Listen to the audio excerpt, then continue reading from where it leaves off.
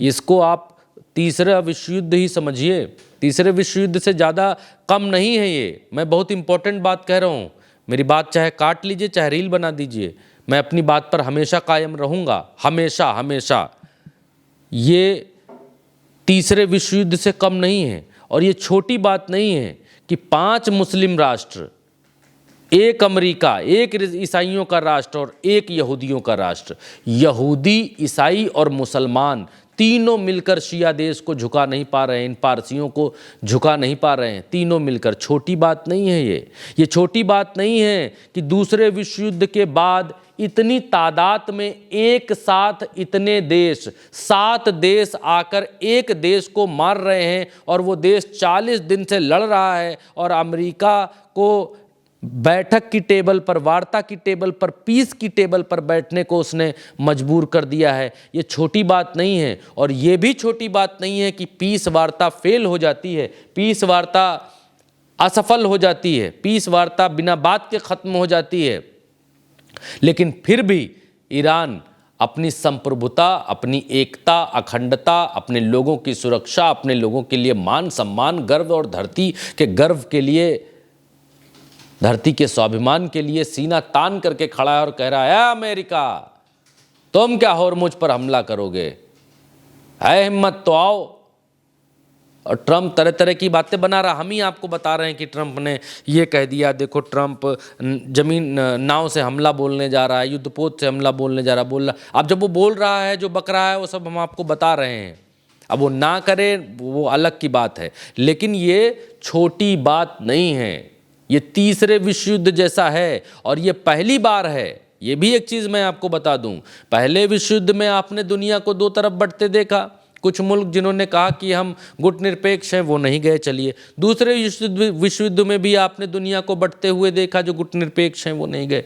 तीसरे विश्व युद्ध में अलग क्या है? तीसरा विश्व युद्ध स्वाभिमान, लोग कहते हैं तीसरा विश्व युद्ध पानी के लिए लड़ा जाएगा, कुछ बोलते हैं साफ हवा के लिए। तीसरा विश्व युद्ध ईरान स्वाभिमान के लिए लड़ रहा है, स्वाभिमान के लिए तीसरा विश्व युद्ध लड़ रहा है। और ये विश्व युद्ध अलग क्यों है? विश्व युद्ध कह रहा हूं मैं, जी हाँ। और ये विश्व युद्ध अलग क्यों है? क्योंकि इस विश्व युद्ध में एक तरफ तो 7 देश हैं, एक तरफ तो 3 धर्म मिलकर एक के ऊपर हमला कर रहे हैं और दूसरी तरफ कोई नहीं है। वो अकेला अभिमन्यु की तरह खड़ा हुआ है, हाथ में चक्र लेकर, हाथ में रथ का पहिया लेकर के, और ये कह रहा है कि आओ अमेरिका, आओ इजराइल, आओ कुवैत, आओ आओ आओ बहरीन, आओ सऊदी अरेबिया, आओ इराक, हम हैं, हम खड़े हैं, सबको एक साथ मारेंगे, सबको एक साथ पीट रहा है। अब तो मामला होर्मुज के ऊपर आकर के खड़ा हो गया है और होर्मुज पर अमेरिका बच के निकल जाएगा, होर्मुज को खुलवा ले जाएगा। ये दिवा स्वप्न जैसा है, दिवा स्वप्न जैसा, यानी दिन में सपने देखने के बराबर है ये होर्मुज को खुलवा लेना। जब पूरे ईरान में आप बम मार कर नहीं जीत पाए, जब इतने सारे लीडर्स को हलाक करके आप नहीं जीत पाए, जब इतने सारे लीडर्स के ऊपर हमला करके आप निज़ाम से पार नहीं पा पाए, तब वो निज़ाम आपको होर्मुज जैसी एक छोटी सी जगह, जो लगभग 14-15 किलोमीटर की चौड़ी पट्टी है, उस जगह पर आपको यहाँ पर जीतने देगा। इस मुर्गे जैसी छोटी सी जगह पर आपको जीतने देगा, और वो भी तब जब अगल बगल ये हरी धरती ईरान की है, चारों तरफ इतना बम ईरान से यहाँ से मार सकता है, और मारेगा भी, इतना बम मारेगा कि पहचान में नहीं आएगा कि अमेरिका का पोत है कि पोता गया पोत है कि पोते का पोत है कि किसका पोत है। और अमेरिका इस बात को जानता है और इसीलिए अमेरिका बार बार धमकी दे रहा है, कभी पीछे हटता है, कभी आगे हटता है, कभी पीछे, लेकिन इसका अंत होर्मुज ही है।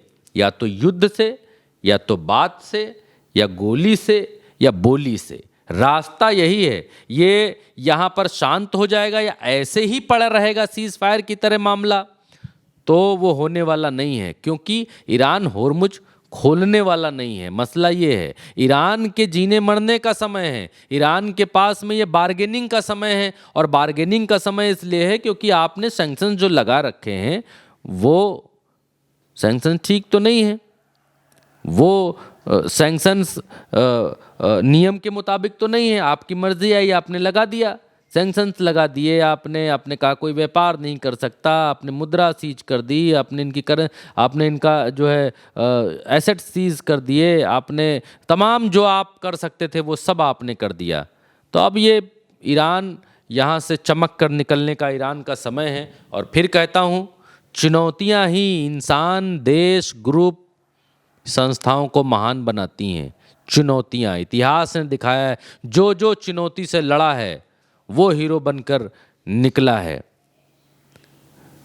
मुट्ठी खाली हर बार नहीं होती, कोशिश करने वालों की हार नहीं होती। जाता सिंधु में गोताखोर गोता खूब लगाता है, जा जाकर खाली हाथ लौट कर आता है। लेकिन मुट्ठी उसकी खाली हर बार नहीं होती और कोशिश करने वालों की हार नहीं होती। ईरान ने जो कोशिश की वो काबिले तारीफ है। 40 दिन की कोशिश, थोड़ी और बची है, वो भी ईरान करके ही मानेगा। होर्मुज ऐसे खुलने वाला तो नहीं है। मेरा अपना आकलन, विश्लेषण ये कहता है होर्मुज ऐसे नहीं खुलेगा, नहीं खुलेगा। चाहे अमेरिका जोर लगा ले, चाहे दुनिया जोर लगा ले, ये बिना बातचीत के, बिना समझौते के होर्मुज खुलने वाला नहीं है। फिलहाल वीडियो लंबा हो गया, मैं जान रहा हूँ, लेकिन बात कहना आवश्यक था, इसलिए मैंने समय ले लिया। माफ़ी चाहूँगा आप लोगों से।